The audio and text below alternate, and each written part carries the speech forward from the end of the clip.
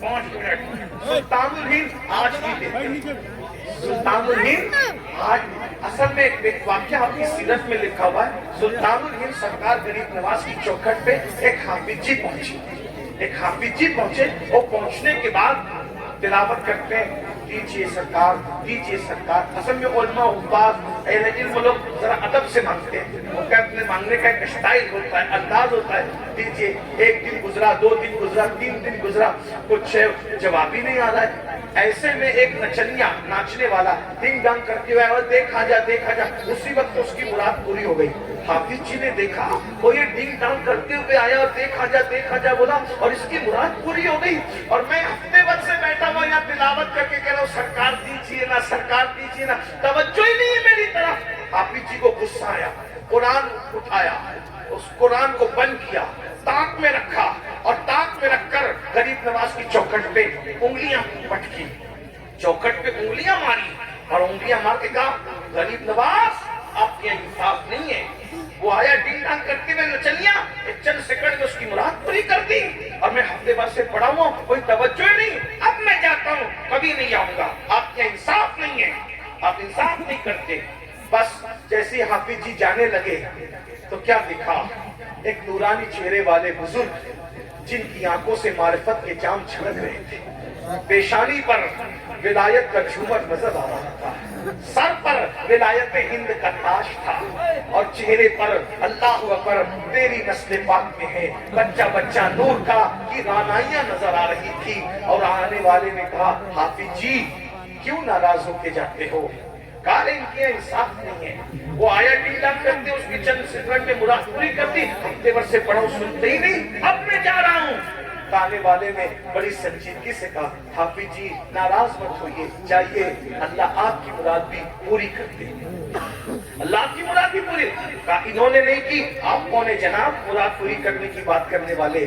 तो कहा, जिस मोइनुद्दीन की चौखट पे आए हो ना, वही मोइनुद्दीन मैं हूँ।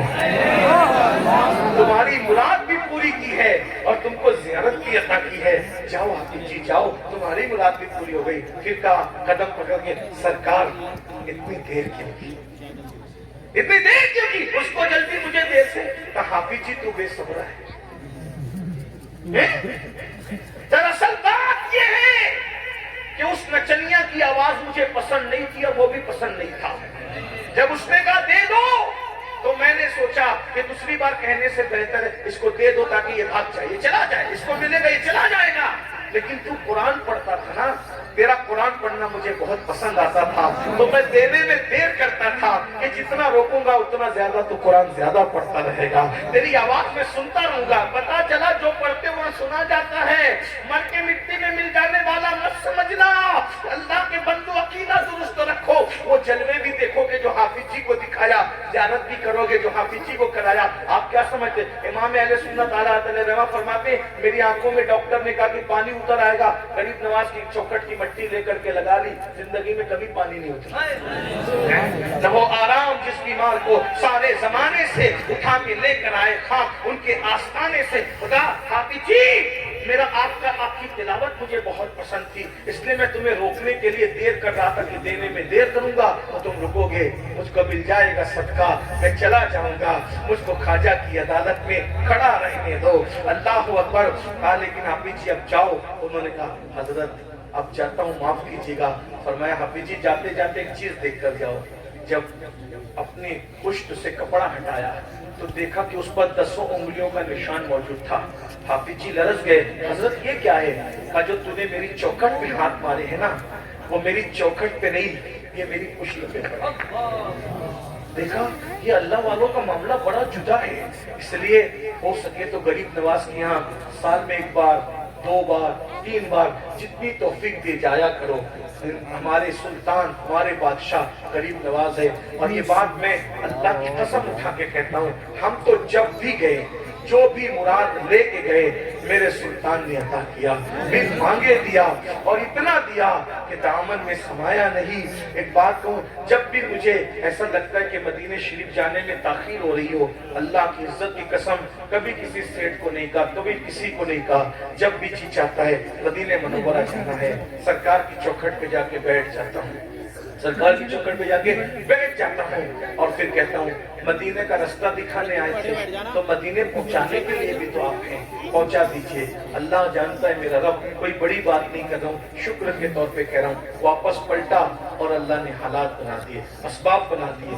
یاد رکھیے یقین سے مانگو، یقین بہت بڑی چیز ہے۔ یقین، لوگ کہتے ہیں آپ لوگ تو نیک ہیں مولانا، ہم لوگ تو گنہگار ہیں۔ میرے بھائی دعا کی قبولیت کے لیے نیک ہونا ضروری نہیں ہے، دعا کی قبولیت کے لیے یقین ہونا ضروری ہے۔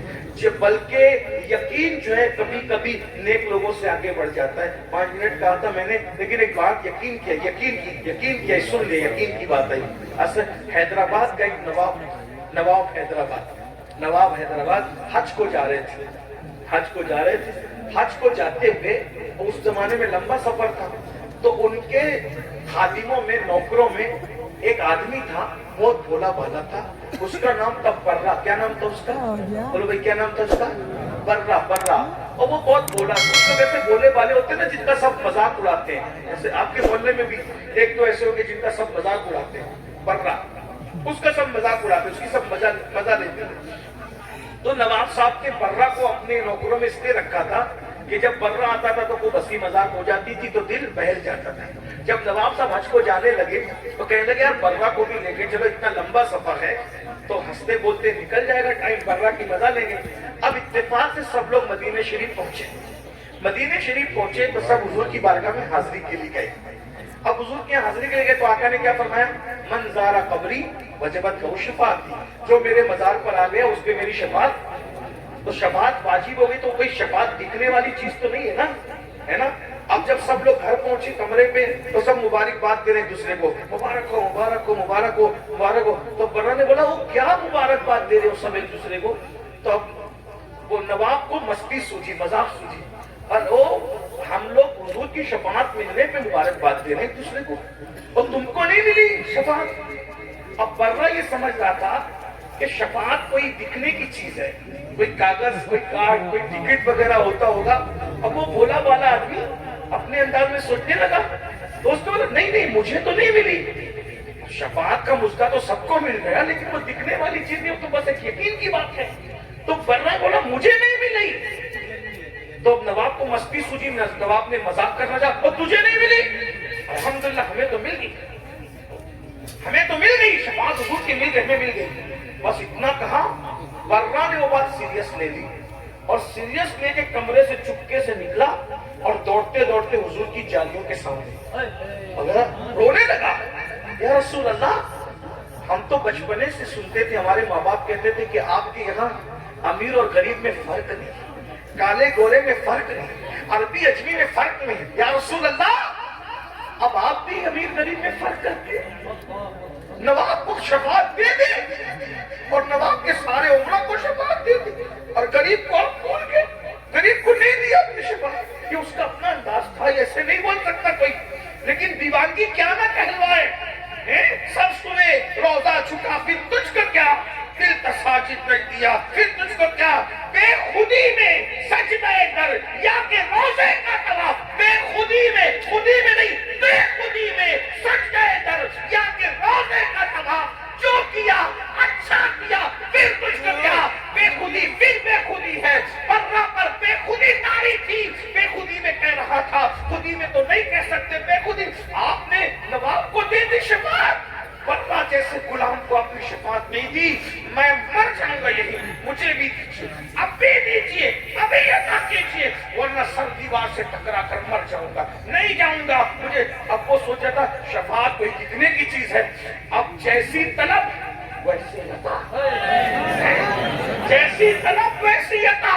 جب برا نے کہا اس کی اپنی سوچ کے مطابق کہ کوئی ثبوت ملے گا، جب برا رو رو کے کہنے لگا مجھے بھی دو، ان کو دیا مجھے بھی دو، تو پھر برا نے دیکھا سنہری جالیوں سے ہاتھ نکلا، ہائے ہائے ہائے، برا نے، یہ یقین ہے، یقین والے کہاں سے چلے کہاں پہنچے، جو اہل شک ہے اگر میں مگر میں رہتے ہیں۔ برا نے دیکھا گولا گولا خوبصورت ہاتھ سنہری جالیوں سے نکلا، اور ندائی برا یہ لے تیری شفاعت کا وعدہ ہے۔ برا نے وہ کارڈ لیا، وہ چٹھی لی، اور لے کر کے خوب ناچتے کودتے اچھلتے کودتے ہمیں بھی مل گئی، ہمیں بھی مل گئی، ہمیں بھی مل گئی. اور اس کے بعد جب آیا تو جواب نے کہا او کیا مل گئی؟ کہا دیکھو ہمیں بھی شفاعت مل گئی. کہا کیا؟ جب وہ لکا دیکھا تو لکھا تھا یہ محمد رسول اللہ کی طرف سے ہے، برہ سے ہم شفاعت کا وعدہ کرتے ہیں.